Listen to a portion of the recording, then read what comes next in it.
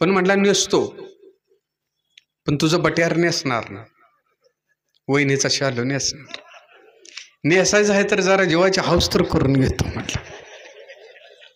झाले, याला साडी नेसवली, पदूर घेतला, दिवस मावळा आल्याला पाया पडताना म्हणला नमस्कार करते आणि जीभ चावली.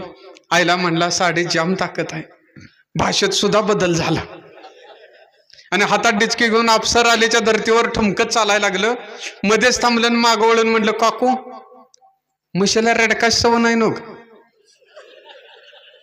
ना, मला का असं तोंड घालायला उचल म्हटलं.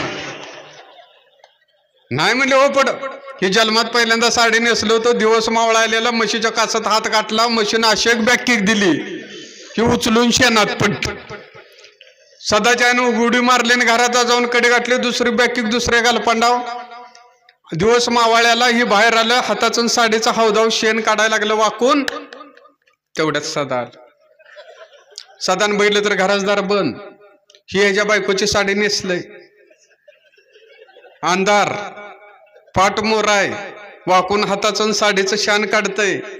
आईला म्हणला नाग्यानं जोरात काम केलं, आई गावाला गेली. आता म्हणला 2 महिन्यात पहिल्यांदा बोलायची संधी गावली, हिची जरा गंमतच करूया म्हणून दबक्या पावलानं आल्यानं वाकलेल्या नाग्याच्या पाठीवर हात टाकला. नाग्याला वाटलं मसच सुटली.